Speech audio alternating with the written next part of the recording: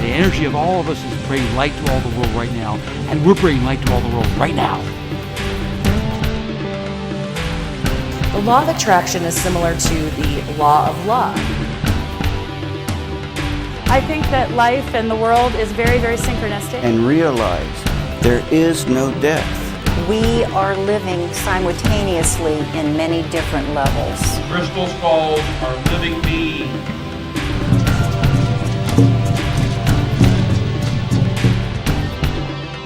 For any of us to ever think that we're the only ones here on planet Earth is about the stupidest thing I've ever heard. And remember who you are. Remember who you are. Remember who you are.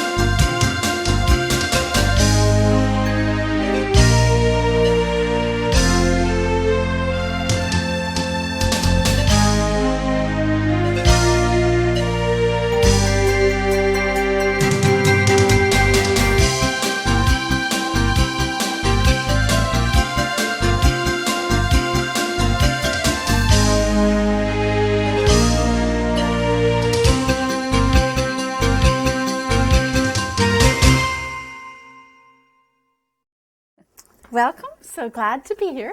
We're going to be talking about sacred space, in particular about your garden. And I'm going to give you modern and ancient ways of using sound, shapes, and colors to make your garden grow. And this was the secrets of the exquisite Babylonian hanging gardens that was one of the wonders of the world. This was also used throughout many countries, and we see it in our archaeology remains. But we're going to start off with a modern guy. Jules Sternheimer is a French physicist, educated, I think, at Princeton, and he lives in France. And remember, you can get a microscope and you can look at molecules, so you can see them breathing, and with other ways you can come up with their cycle per second. Everything vibrates and moves. So he was able to come up with the frequencies of amino acids in plants. An amino acid is a protein builder, and they're going to have different combinations per different plants, different formulas. And amino acids for a specific species of a plant are in a certain order. And when he put them in certain orders, they were songs we know. Like one was O Solo Mio.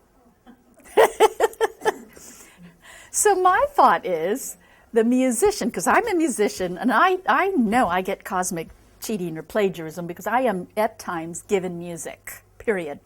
Other times I think I've composed it, and then I saw these mathematic patterns, and trust me, no.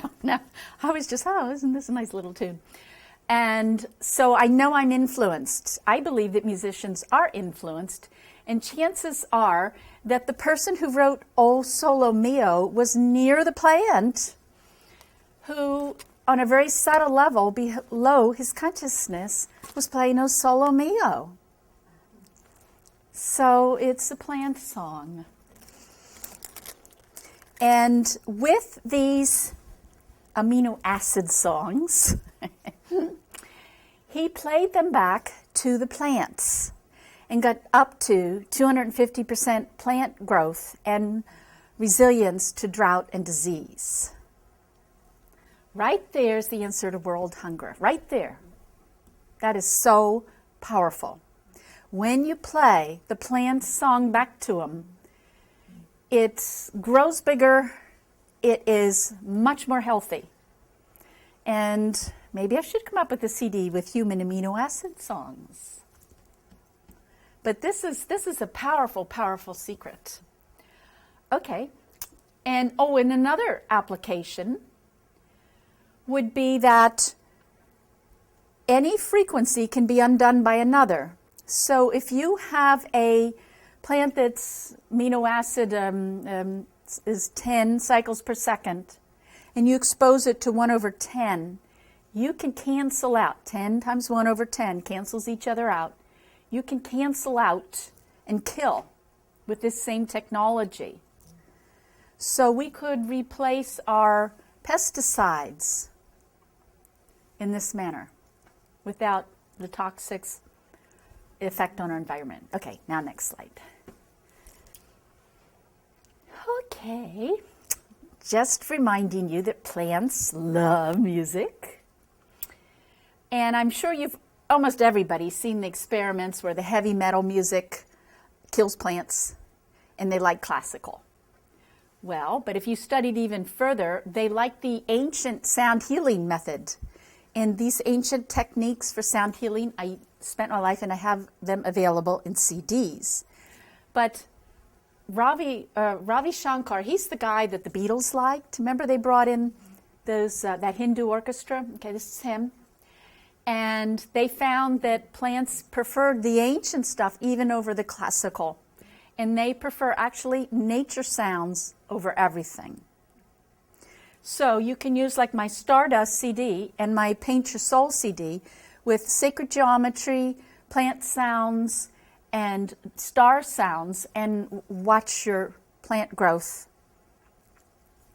just skyrocket. Okay, next one. We're beginning to amass scientific data. We're beginning to have studies showing that seeds exposed to certain times can grow as much as 3 times bigger. Think about this. You can solve world hunger here. Hens lay more eggs. They like the blue Danube. The Secret Life of Plants describes different frequencies altering the plant's growth in a variety of ways. And in my Ancient Sounds Modern Healing book, I have an interview with Sri Swamiji Sakananda Ganapathy, a Hindu master. He's a Brahmin, or high up in the pecking order, and he's ascended master on earth. His major healing element is music. He'll go to a concert, and he often starts out with this little crystal wand, and he closes his eyes, and I always want to bust out, and who are you going to call? You know, the Ghostbuster, anyway. So anyway, but I believe what he's doing is he's closing his eyes, and he's seeing colors, and the crystal's amplifying the frequencies from the audience, and colors will relate to different illnesses, because you can go through resonance. Resonance is you have a violin here and you play the A string, and a violin here, you don't play this A string. This violin causes this A string to go off. So there's energy transferring on the same frequency. So he's able, so if you have a heart disease, it's going to be an octave, or it's going to have a frequency, and the healing note's going to be a C, a musical C. And so he can look at the colors and through a variety of ways come up with music to heal the audience. It's tailored to the audience. So if you happen to come in there with a problem that's the major problem, you might leave that concert without it. I've gone into his concerts and had acupuncture treatments. I can feel little pins coming in my knotty points and energy flowing through. It's just unbelievable powerful. Okay. And he also reports that different songs to make cow's milk sweeter, and how they use music for baking bread and their food stuff to make it more nutritious. Okay, next one. Okay, bird chirps. Dan Carlson is a man on the West Coast. And I don't know whether he came up on this on his own. It is an antiquity. That in antiquity they would use different nature sounds to enhance crop growth. And this is what Dan Carlson's doing. I do believe he's been nominated for a Nobel Prize. I think so. He sells as a package bird chirps that are native to a plant and plant food. He discovered that the plant absorbs nutrients at different amounts during the day. It's wide open and it really sucks up the nutrients at dawn. And then as the heat of the day comes on, it sucks up a little bit of nutrient. So he says what time of day that you feed your plants makes all the difference in the world. And nobody wants to get up at dawn.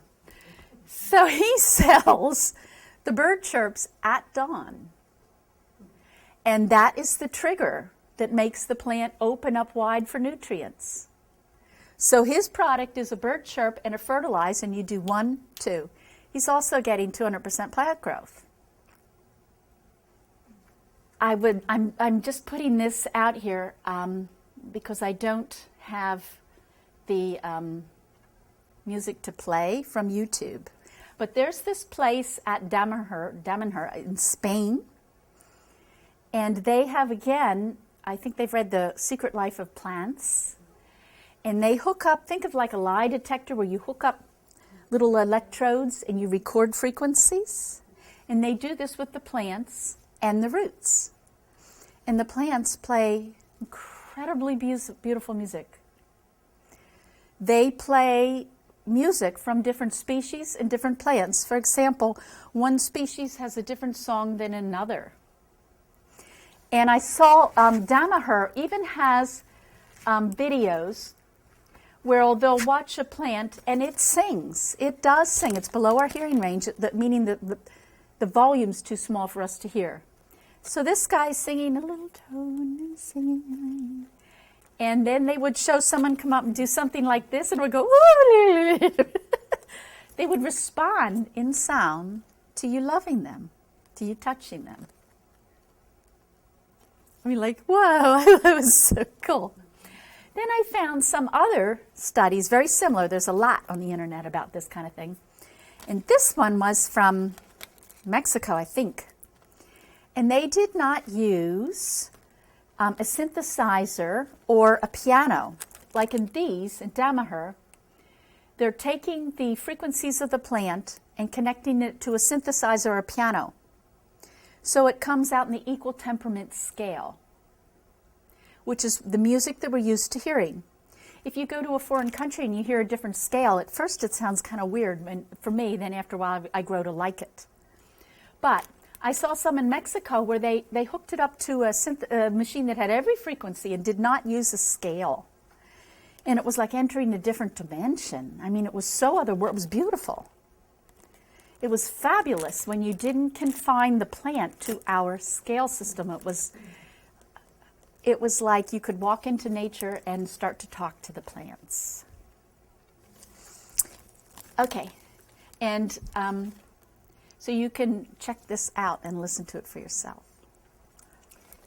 Another study, New Mexico, and they played tuning forks matched to the star frequencies, just like I do in here.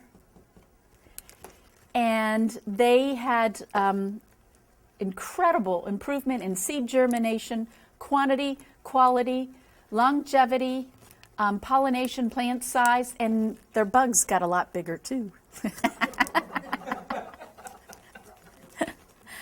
I guess they liked it too. I'll just tell you one story about this stardust. I got this testimony from someone I didn't know, and it was just funny, so I'm going to tell you. This guy writes about his bird Jasper, and he comes home, and Jasper's on his back with his feet up. Not good. And he's not dead, though. So he cuts out and he puts on the Stardust CD. And it's very kind of heavenly and stuff. And I guess his wife was into hip-hop, rap, heavy metal, da-da-da-da-da. And she did not like this genre. So he proceeds to tell me about this argument where she says, not in this house. And it's just no way. Anyway, they decide that Jasper gets a half hour to die, and he can listen to the stardust, the star frequencies. And they must not have been too excited because they went in and watched TV. And in the half hour, Jasper was flying around. And he was allowed then to listen to the whole CD. And it's the star sounds. It's the star sounds. Okay, next slide. Sing to your garden. In ancient times, in almost every tradition, music and your garden were hand in hand. Not only does your plant sing, but your plant likes singing and it likes music. I want you to think of the soil and think of a little seed in there, and it has to germinate. So it's like, think of it like an egg. You know, the hen lays an egg, and the chicken eventually's got to form and then shake and vibrate enough to break out of that shell. So think of that like a seed. What they would do is that they would do a lot of drumming circles. So let's say you're planting into the ground. They're going to dance, which is going to shake the ground, and they're going to have drumming circles. They're going to vibrate that seed. And by having the seed germinate earlier, it has a longer growing period. And you see pictures where they're using trumpets and different instruments, and they're using them like water pistols, and they're pointing the sound and the vibrations into the soil to enhance the crop growth. And again, they would do it a large amount because sound is subtle energy. So they would do it, and they had done this a tradition. So they would do it certain long periods of time to get the crop growth that they were looking for. The rocks also absorb the sounds. So you got a rock, and most of you have had crystals, and you can feel the difference between one or the other. And if you take a Carillion photography of this and play my Stardust CD, you will see the before and after aura of this crystal. It is much better after listening to the star tones in the beautiful music.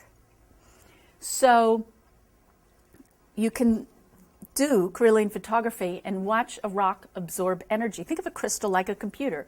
It receives information, stores information, and can project it out. So they would have certain songs or certain dosage, or they would put certain rocks that have certain frequencies in different types of garden. And we'll get into more of that. Okay, next slide. Well, here I'm just talking about flower frequencies. When you play a frequency to a plant back to itself, of course it's going to enhance that growth. And this is 12 flowers. It is the vibratory energy of a flower. I'd like you to think of the plants and the flowers as not just our garden, but our healers. The tradition of flower remedies came from a man called Edmund Bach, a doctor in England, who was fed up with the medical profession because he was tired of giving people drugs. And one of his secrets is that he would put his hand over a plant or a flower, and he was very sensitive, so he would feel how this felt. And with different species, you got different feelings. He then matched the species with different emotions, and we do that unconsciously. There's flowers at a funeral to lift the grievers, because they depart a beautiful healing energy. It's subtle. You know, if you're in love with someone, they're roses for the beauty. Whereas if someone's depressed and sick, daisies or cheerfulness might be a really nice selection. If somebody's depressed, the frequency of cheerfulness is the antidote. It's simply a matter of quantity. And we're not aware that we're not one with our environment. We're not aware that we ingest our flowers on a very subtle, slow, but continuous basis. These are our healers. So here's 12 flowers that correlate to your emotional body and have incredible healing value. Okay. Ancient masters, this would be Atlantis, early Atlantis, were telepathic and talked to their plants. They would ask the plants what shape should their garden be, and many other things. So, this is a skill that we still have today. We've forgotten that we have it. So we have two plants here. And this little guy's a little sick. All righty, so I'm going to set them here. Put some crystals around them. Now, I want you to tell me what feelings do you get off of that plant? Happiness. Yeah. Did he like being picked up? Yeah. Anybody else?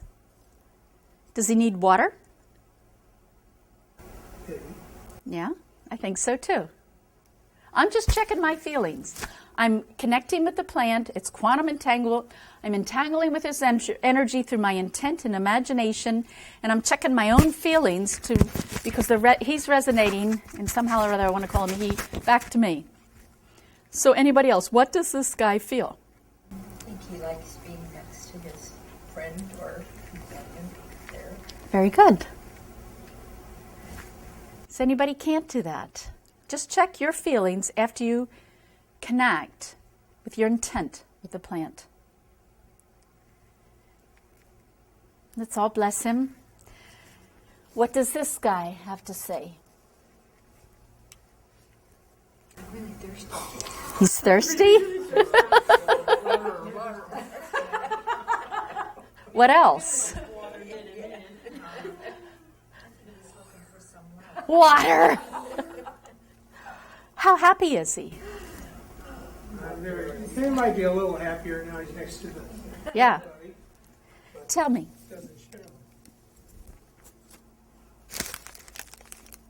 Does he like this? Can you feel that? Can you feel that? It's one green leaf.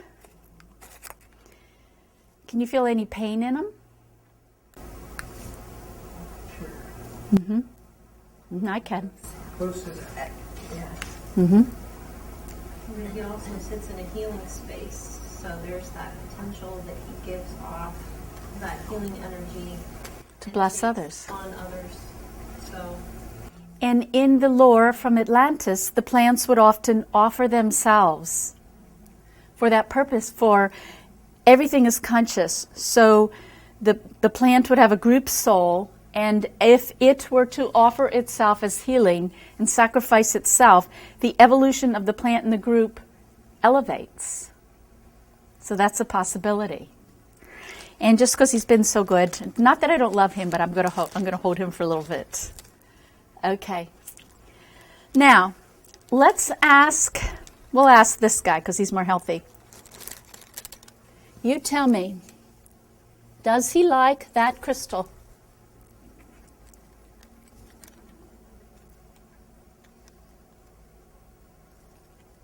Let me try another one so you can see the difference. Does he like that crystal? Does he have a preference? Check your feelings. How do you... All righty. All righty. So you can have your garden, and everyone here, we have this ability. We had it in ancient times. We can communicate with our plants and ask them what they want. Some of the things that they wanted was the shape of their garden. Again, shapes create very subtle energy. Sherry Edwards, and I talk about her in my Secret Sounds Ultimate Healing book, can hear frequencies that you can't, like cell-to-cell communication or otoacoustic emissions out of your ears. So with this ultra sense of hearing, she can hear shapes coming out of 2D drawings. A Templar's cross, when drawn on a piece of paper, always sounds the same. So the ancient symbols and talismans are emitting a frequency. And any shape that has a pattern commonly found in nature is going to be ultimately healing to us because it's God's blueprint. So, lots of times you can experiment and see that plants, like a lot of plants, like to be grown in a 5-pointed star. I have a girlfriend who has remembered a lot of the dynamics of the hanging gardens in Babylonia, and it was done through communication. The other thing is that they like certain energy. This is like Scotch tape with copper on it. I got it at a company that sells supplies to make stained glass lamps. And you put this on the glass before you solder it. And you could easily make a shape with something like this if your plants prefer to shape, because a certain shape of the actual size of the garden is going to make a difference. And of course, one of the ones that's not very good for it is the square. Very few like the square, which is what we normally do. They asked other things. They asked when they wanted to be planted. Root vegetables like the full moon, and tomatoes prefer to live alone. And then you can ask them, like we did here, what stones they like. My girlfriend, who's recreated these gardens, her name is Basheen Baker, and she runs the NITE school in Mount Pleasant, Michigan. And she has gardens. Many of them are stars. And she puts metal, which is a good conductor, like little, sticks. And then she asks the plants what stones they want. So she creates little energy lines. She does it with stones and metals. And she does it in cooperation with the plants. And incredible garden growth. Absolutely phenomenal. Okay, next slide. Goji stones. In many archaeology shows, they'll show you these round stones that they're judging to be many thousands years old, and they're just kind of hanging around. The reason why they're fascinating is that they're perfect. I mean, they're thousands of years old, they're perfect. And how could someone 2,000 years ago have done this? It had to have been some machine. It couldn't have been done by hand. It's so perfect. But what it is that many plants like round stones. They're good for crop growth. That's why they're kind of hanging around. And they even had male and female varieties. Male had little protrusions. And so they would ask the garden what they wanted to benefit crop growth. Okay. I'm going to go back into the shapes of nature. The 5-pointed star that my friend uses in her garden does occur in nature. If you trace the path of Venus over an 8-year period time, she will create a perfect 5-pointed star in the sky. And so the 5-pointed star is also associated with Venus. And in the pyramids, you'll note that their heights to, perhaps perimeter relationship will be the same as the Earth, the ratio of the size of the Earth to the Moon. I mean, they have all these kind of correspondences in the building. They're using different dimensions, frequencies, and shapes found in nature in the building to make the building powerful, so the people in and around the building are lifted up and empowered. They're in the building a lot of times, so they're constantly absorbing the energy, something that we're totally unaware of, and it makes a difference. Yet we all know this because we always have places we like to go. Have you ever been in a cranky person's house and how, we all feel it, so we're aware of it. So I'm going to tell you this little story here. And this is just showing you nature's patterns and how it works. There was a study by MIT. I think it had like a dozen of their brightest and best. Their job to manufacture spider silk. Spider silk is legendary, smooth, silky, and really tough. So all of our brightest and best made silk after silk after silk, synthetic silk, and they were all strong, but every time they touched it, it fell apart. They couldn't get it to adhere. They had a musician in the group, and he, like our Sternheimer, started analyzing the frequencies within the spider silk. And he found, lo and behold, they're musical. They're beautiful when you listen to them, the spider silk. Then he used, like, reverse engineered that. So the next sample that this group of highly touted scientists came up with, it was composed and synthesized in such a way that it made beautiful music. Voila, it worked. Powerful, soft and silky. The secret? Music, numbers, sacred geometry. So when you sing to your plants, what are you doing? When you sing to yourself, think of yourself as a temple. When you sing in your home and have beautiful music in your home to uplift, what are you doing?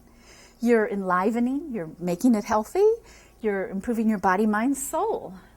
Woohoo! And here's another point. These ancient temples, I know we say they're thousands of years, but there's actually studies coming out suggesting they're older. The Sphinx, for example, in Egypt has water erosion at some point in time that it was perhaps in a swamp, making it maybe 10,000 years old, maybe. So what building do we have today is going to last 200 years, let alone 10,000? None. But it's like the spider silk, see? These ancient buildings have all the sacred geometry. And all the sacred geometry is in almost all of my CDs. I have silent sacred geometry, meaning nature shapes. This one has audible frequencies associated with the spiral found in the galaxy in a seashell. These have star sounds, but they all have sacred geometry in the background. Very subtle, tiny. Okay. This is just showing one little itsy bit thing of one pyramid. Here's the Great Pyramid at Giza. And look how harmonious that is with the earth and the size of the earth and the moon. All of their buildings have these kind of correspondences and shapes found in nature because it's healthy, it's vitalizing.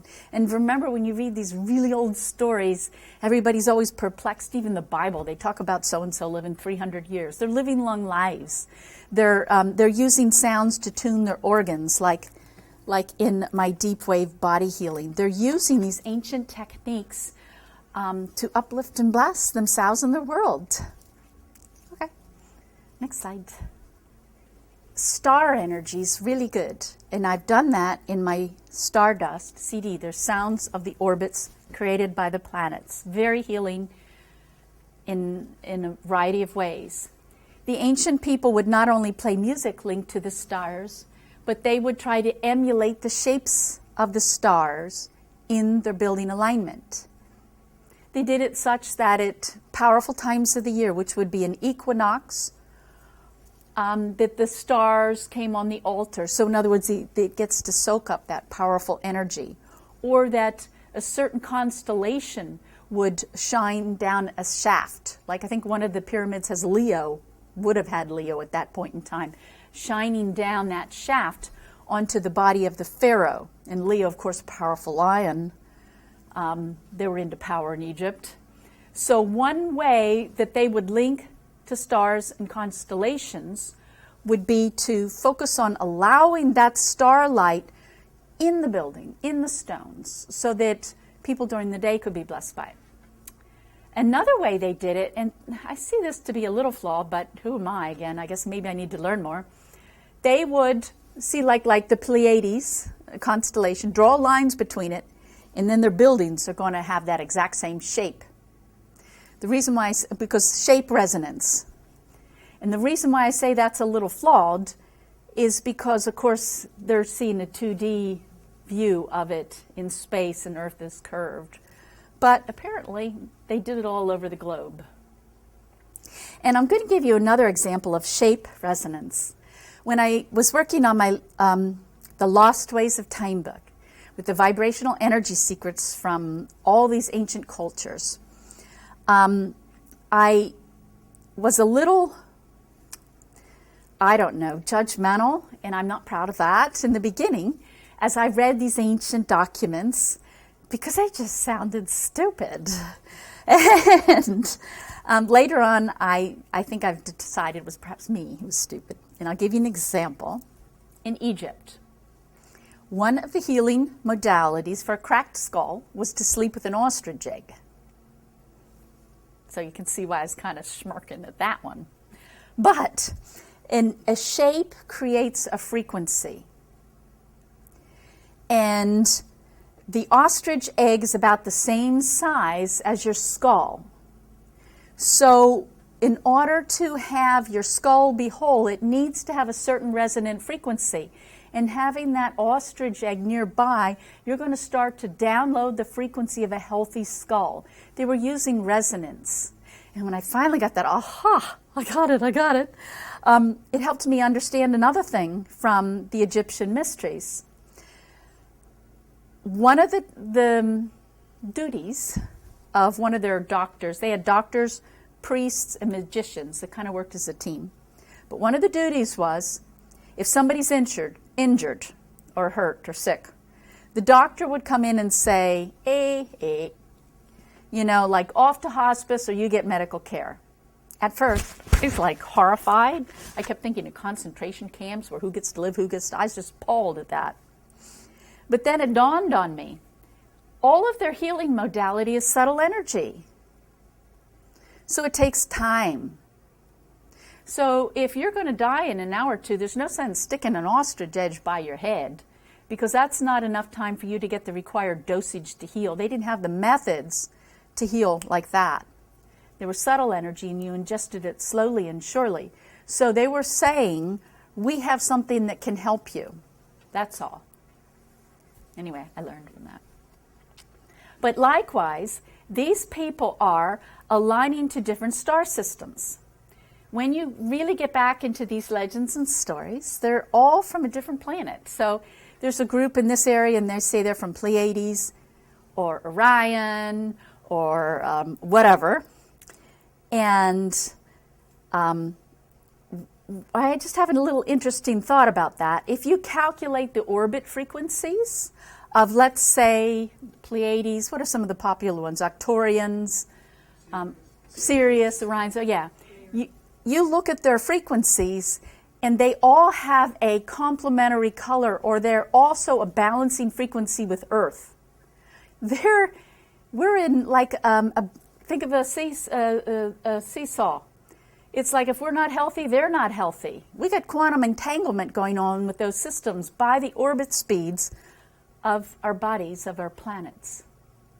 So that might be one reason why we work with the Pleiades and not some other star system that we're not familiar with. Just a thought. Okay. They wanted to receive the energy of their star of origin. They believed that when they were in these other planets, they were not so involved in matter. They weren't in 3D. So just think of the elves, think of the fairies, think of the ascended masters and angels. I mean, they were a higher vibratory being, they believed, in these other planets. So they would create the star sounds, listen to them, create them in shapes, put them in jewelry or something, and they would slowly ingest the frequencies of their home planet to empower, to reboot, to energize, to reorganize, to return to their divine blueprint. Okay, I guess that's that one. And then also, we had talked about there are sounds, and there are other videos, so I'm not going to do it here, but there are sounds that they would associate with the planets, and they would do planetary chants, and they would do that for their crops, and they would do that for reconnecting to a star cluster and energizing. Okay. Alrighty, I'm just going to show you another energetic technique of the ancients. Well, I'm going to show you two, but I need 2 volunteers. Can I have 2 volunteers? Okay, we got one? Okay. All righty.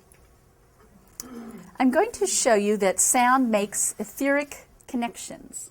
We had talked about an instrument almost like being a water pistol, and it could like link energy. So what we're going to have you two girls do is just sing any old note back and forth to each other, like ah. But before we do it, this is a dowsing rod, like a water dowsing rod. And so there's no water stream under here because there is no etheric energy making this dowsing rod go right or left. Okay, so now we're going to sing like anything, like they're just ah, and you do the same.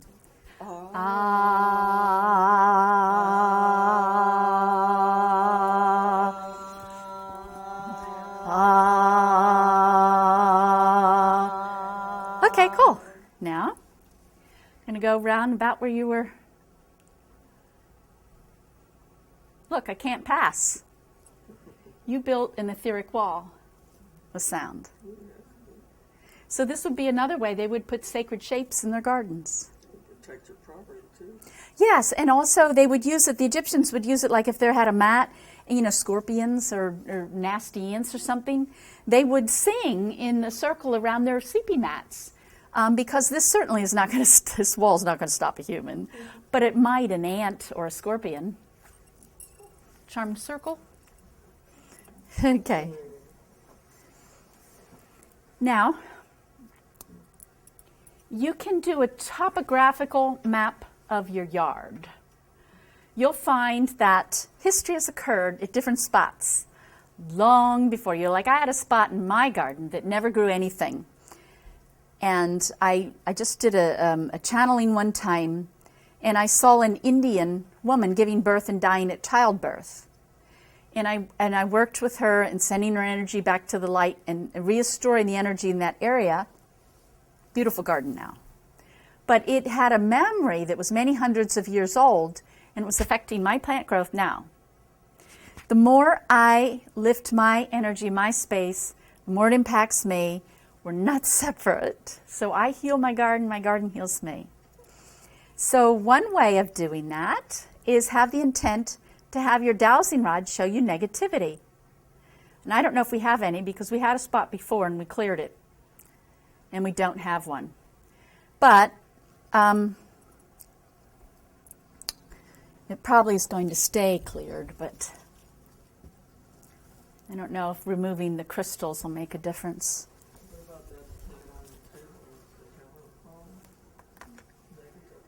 It could. It could. Good idea.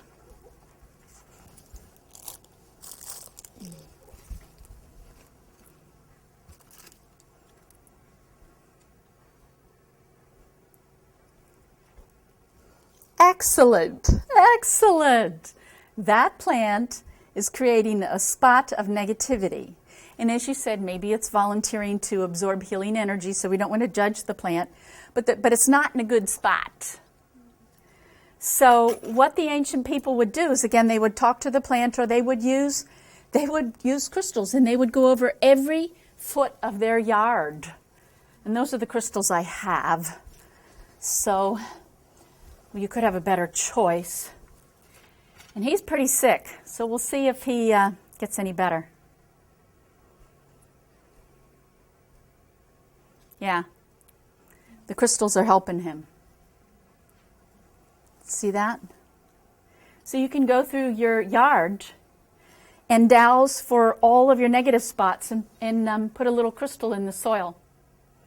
Another thing you can do with your intent, ask for negative energy lines, like there's positive and negative magnetic lines. And whenever you have a negative one, you'll find cracked sidewalks, foundation cracks. You'll find the trees with all those gnarly things. That's a clue that there's a negative energy. And you can follow it with your dowsing rod to the beginning of your property. Take a coat hanger and make like a horseshoe and put it in your ground. And you'll divert the negativity off your property and raise your sacred site or your sacred garden. And there's another cute little technique. And I think that we're done. I think those are some of the tips for your sacred garden. There's my sights. Oh, one thing. I had a question I didn't answer. Yes, basically I just wanted to know what, I have one, but what you would specifically do with it. Okay. The question is, what's the value in bowls and other typical sound healing devices? So I'll do this bowl. Remember we talked in another video about harmonics. Harmonic is an after ripple of sound. A harmonic happens with every sound. It follows a mathematic pattern. Sherry Edwards, as I discussed in my Secret Sounds book, was able to look at the Krebs cycle of digestion, and it has a chemical formula, and put in the sounds for the chemical and see that the mathematics worked and that it mirrored the mathematics of a harmonic pattern. Therefore, you'll find that your digestion's a harmonic cycle. And if you think about every sound following a harmonic pattern, surely everything in nature is going to emulate some of these patterns. When you look at your ancient sacred buildings from Incas, Mayans, Aztecs, all over, Chinese, Hindu, they're all built with dimensions mirroring harmonic patterns. If you look at the Egyptians' chant, their death chant, which there's a video out and you can check it out, it's of mine, and it creates harmonic patterns for enlightenment and empowerment. So harmonics are pretty important. We live in a digital world. In a digital world, your harmonics are averaged. So think of a photograph that's made with slide film. Every shade of gray is in there. But if you digitalize it, it's pixelized. And depending on how many pixels is, how good's your photo. But it's averaged. It doesn't have all the frequencies. Every CD you have is digitalized. Our internet's digitalized. When I want harmonics in my CDs, I have a little software program, and I actually put them in sound by sound by sound by sound. Because you can't get them on a digital world. And that's our diet. So now, more than ever, listen to the harmonics. Listen to go up in pitch. Your body will pick out the frequencies that it wants. It's very healing. Now, we all have different composite frequencies, said differently. We're all different personalities. We have different emotions, different bodies. So I might be a G, which I am. And if this bowl's a G, I might not like it. Because I already got enough G. I don't need any G. I'm probably going to pick a bowl that's a D because that's my balancing tone. So when you go to get yourself a bowl, you want to play it and you want to love it. Your body will tell you which tone, and it's the harmonics. And each metal, like think of your instruments. A violin is wood and a guitar is wood. Sounds different than a trumpet, which is brass. So the difference between, let's say, a French horn, brass, and a violin is that the French horn puts all its energies in the first harmonics, so it's not that high in pitch. Whereas a violin tends to throw its energy off into higher pitched harmonics. It doesn't have an even flow of energy in this mathematical harmonic pattern. So you'll find that different musical instruments have different harmonic patterns, and depending on your needs, you're going to like one instrument or another for its harmonic pattern unknown to your conscious mind. The Tibetans used to make bowls out of all different metals, and the Atlanteans were using, it's like 9 different metals.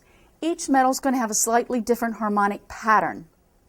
And therein is the beauty. It's the actual afterwave. And again, you can just make it simple. Your body will pick what it wants. And here's another example. It's a little product. And in this case, we're using real silver and real crystals. I don't know if you can hear it. See how beautiful it is?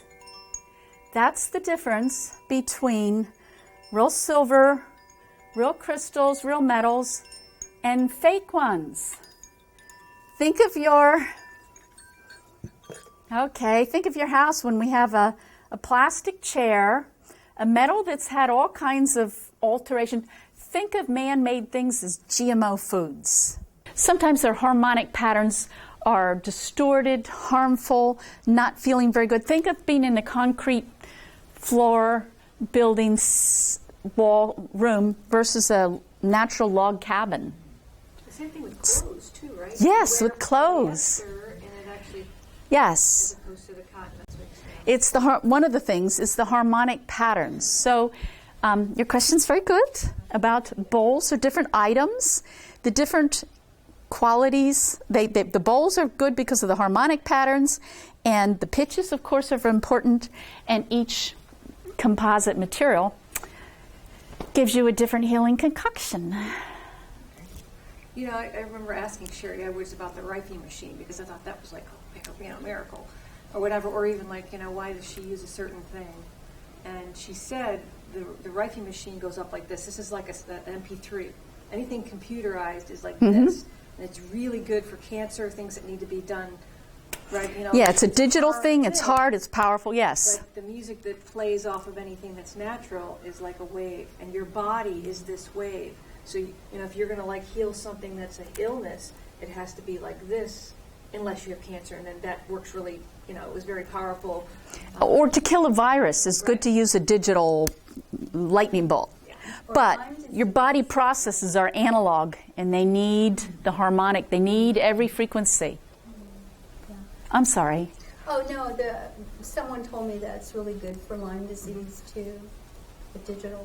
Mm-hmm. And I wanted to mention, I don't know if you're familiar with this series of books about Anastasia, is the way the Russians would say it. The Reading Cedars books. No, I haven't. Tell us. She's an entity, maybe, there's no proof, but her advice around gardens and seeds was, first of all, she feels that everybody should be growing their own food, that we all should have a hectare of land to do that, and to take, when you're planting your seed, to take the seed and let it feel your saliva, so it knows the frequency of your saliva. Then when you plant that seed, it will grow what you need for your body's healing. Through resonance. That's beautiful. The Indians used to do that too. Did they really? Or whatever in their mouth, and then plant it down there with their bare feet and put it down. Cool. And even the Sufis, I just got an image of them. Have you ever seen the whirling dervishes? Them the fun with the skirts, and they got the funky hats. Well, even their hats are create the angle of phi found in between the Fibonacci numbers. So they're wearing the nature sounds in their outfits.